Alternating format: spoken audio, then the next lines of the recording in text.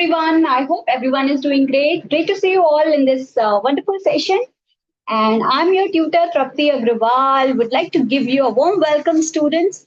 So let's move ahead and continue this chapter जो कि हमने कल start किया है, इम्प्रूवमेंट इन फूड रिसोर्सेज। और इसी कंटिन्यूएशन में अब हम आज जो है जो हमने कल ही ऑलरेडी कुछ एक्टिविटीज के बारे में डिस्कस किया था कि कैसे हम क्रॉप की ईल्ड्स को, क्रॉप की पैदावार को इम्प्रूव कर सकते हैं, उसको बढ़ा सकते हैं। तो आज हम उसका फर्स्ट मेथड जो है वो कंप्लीट कर लेंगे। फर्स्ट ग्रुप जो है वो वी विल कंप्लीट। ठीक है, तो स्टूडेंट सबसे पहले जैसे कि मैंने आपसे कहा था, क्रॉप वैरायटी का इंप्रूवमेंट होना चाहिए। क्रॉप की वैरायटी कैसे इंप्रूव की जा सकती है वो सबसे ज्यादा इंपॉर्टेंट है। तो उसमें सीड्स की चॉइस, किस तरीके की सीड्स लाए जाए जिससे कि बेटर ईल्ड मिल पाए, है ना, बेटर ईल्ड मिल पाए, राइट। एक तो ये है। दूसरा स्टूडेंट्स, ऐसा सीड हो जो कि कैसा हो, डिसीज रेजिस्टेंट हो, राइट। तो हमें इस तरीके के जो है सीड्स को चूज करना है। सेकंड मेथड था क्रॉप प्रोडक्शन इंप्रूवमेंट, कि क्रॉप के प्रोडक्शन को कैसे इंप्रूव किया जा सकता है, कि हम उन क्रॉप प्लांट्स की नर्चरिंग कैसे करें, उनको किस तरीके से नर्चर किया जाए, किस तरीके से उनके न्यूट्रिएंट्स को इंप्रूव किया जाए, राइट। तो बेसिकली जो न्यूट्रिएंट्स हैं वो मेन टारगेट हैं, राइट, क्रॉप प्रोडक्शन के इंप्रूवमेंट के लिए। थर्ड था स्टूडेंट्स क्रॉप प्रोटेक्शन मैनेजमेंट, कि प्रोटेक्ट कैसे करा जाए, जो बायोटिक स्ट्रेस दिया जा रहा है, एक तरीके से जो बायोटिक ऑर्गेनिजम्स हैं, वर्म्स हैं, इंसेक्ट्स हैं जो कि क्रॉप को हार्म कर सकते हैं, राइट स्टूडेंट्स।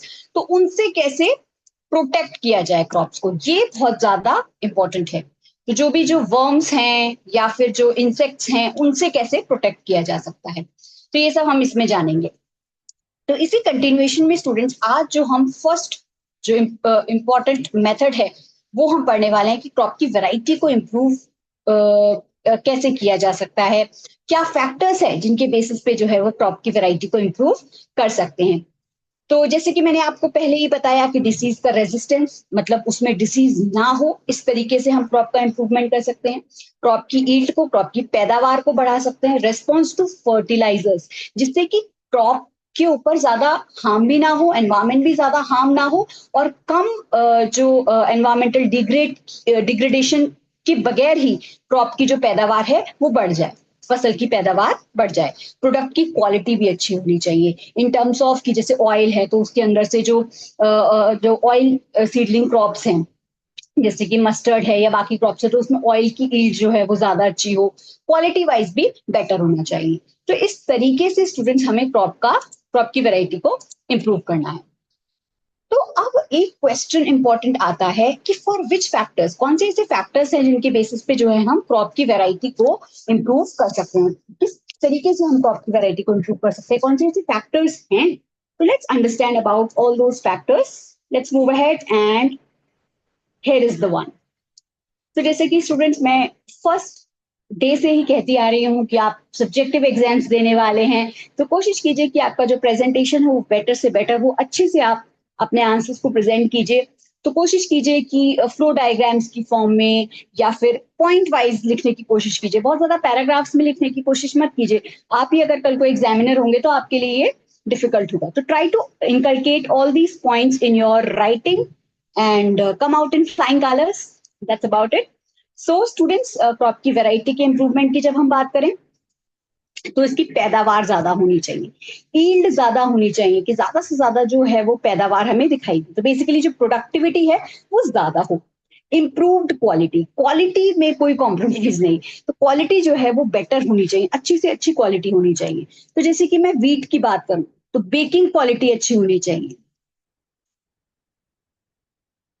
वीट की, या फिर मैं बात करूं ओवरऑल कार्बोहाइड्रेट्स की, राइट। कार्बोहाइड्रेट्स के केस में बेकिंग क्वालिटी जो है वो ज्यादा अच्छी होनी चाहिए।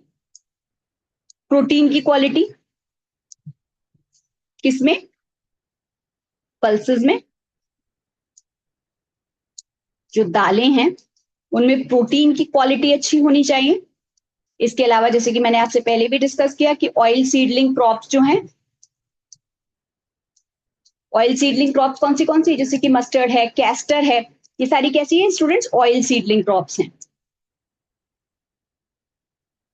ठीक है, ऑयल सीडलिंग क्रॉप्स में जो है वो ऑयल का कंटेंट जो है वो अच्छा होना चाहिए। तो इस तरीके से इम्प्रूव्ड क्वालिटी जो है वो बहुत ज्यादा इंपॉर्टेंट है। अब स्टूडेंट्स हम बात करते हैं बायोटिक और एबायोटिक स्ट्रेस की।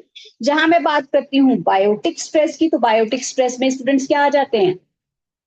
इंसेक्ट्स आ जाते हैं, पेस्ट, इंसेक्ट्स, ये सब क्या है? बायोटिक स्ट्रेस है। एबायोटिक स्ट्रेस की जब हम बात करते हैं तो इसमें क्या आता है? ड्रॉट, यानी सूखा, ऐसा ना हो कि बहुत ज्यादा ड्राई कंडीशंस में जो है वो क्रॉप ग्रो हो रही है। सैलिनिटी, सॉल्ट का कंटेंट ज्यादा, राइट, ये सारे क्या है? एबायोटिक स्ट्रेस है। नॉन लिविंग जो स्ट्रेस है, इसके अलावा वाटर लॉगिंग भी हो सकता है, पानी ज्यादा होना, या आप कह सकते हो फ्लड कंडीशन, राइट। ये सारे क्या है? एबायोटिक रेजिस्टेंस हैं, जिससे जो है वो हमें ऐसे क्रॉप को चूज करना है जिनमें इस तरीके का कोई भी फैक्टर जो है वो उसको अफेक्ट ना करे। Maturity period, change in maturity period, जैसे कि स्टूडेंट्स अगर हम बात करें, जब हमने क्रॉप को सो करा, सोइंग करी, सोइंग टू हार्वेस्टिंग, वो जो टाइम पीरियड है सोइंग से लेकर के हार्वेस्टिंग तक का, जब हम फसल को बोते हैं और उसको काटते हैं, वो जो है स्टूडेंट्स क्या होना चाहिए? शॉर्टर होना चाहिए। कैसा होना चाहिए? कम होना चाहिए, शॉर्टर होना चाहिए। वाइडर एडेप्टेबिलिटी, एडेप्टेबिलिटी क्या होनी चाहिए? वाइड होनी चाहिए, कि वो डिफरेंट कंडीशंस में, डिफरेंट एनवायरमेंट में आराम से सर्वाइव कर ले। इट कैन सर्वाइव और it can adapt in different conditions. Adaptation, आराम से अडेप्ट कर ले। और डिजायरेबल एग्रोनॉमिक कैरेक्टरिस्टिक्स होनी चाहिए, ज्यादा से ज्यादा पैदावार हो, और जिस तरीके से वो मतलब उसकी टॉलनेस, उसकी लंबाई अच्छी हो, ब्रांचिंग अच्छी हो, राइट। इस तरीके से स्टूडेंट्स जो है वो ये सब फैक्टर्स जो है वो क्रॉप की वैरायटी को इम्प्रूव कर सकते हैं। क्रॉप की वैरायटी के इम्प्रूवमेंट के लिए ये इंपॉर्टेंट फैक्टर्स जो है वो रिस्पॉन्सिबल होते हैं। So that was a small depiction about it. Let's move ahead, students, and understand how this is possible. How? This is a big question, and the question is answered here only.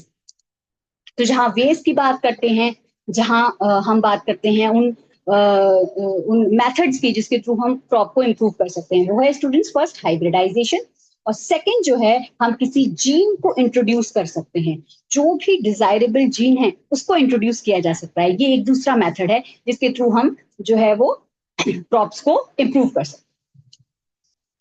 तो जहां हम बात करते हैं students hybridisation की, तो hybridisation क्या होता है? हाइब्रिडाइजेशन स्टूडेंट्स क्रॉसिंग होती है जेनेटिकली डिसिमिलर प्लांट्स की। दो अलग अलग प्लांट्स हैं, दो डिसिमिलर प्लांट्स हैं, उनके बीच में एक जेनेटिक क्रॉस, ये जो है हम इंक्लूड करते हैं हाइब्रिडाइजेशन में।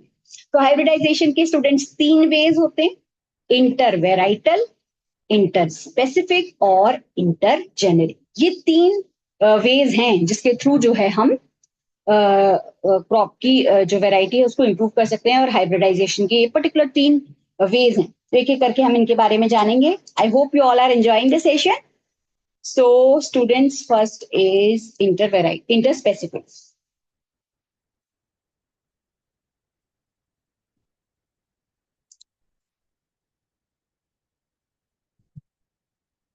First is inter varietal.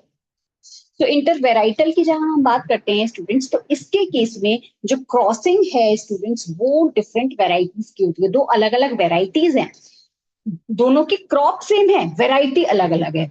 दोनों की बस वेराइटी में चेंज है, सेम स्पीशीज, ठीक है।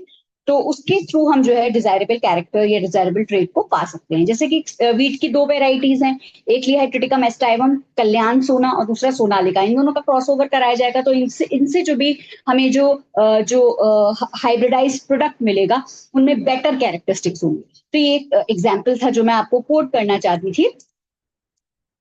और अब हम चलते हैं स्टूडेंट्स इंटर स्पेसिफिक की तरफ। तो इंटर स्पेसिफिक की जब हम बात करते हैं तो इसमें क्या होगा स्टूडेंट्स? अलग अलग स्पीशीज होंगी, जेनेरा सेम होगा।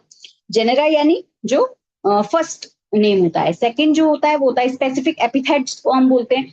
तो ये जो होता है स्टूडेंट्स, इसके केस में ये दोनों जो है वो अलग अलग है। आप देख सकते हैं जेनेरा सेम है, केवल स्पीशीज का डिफरेंस है।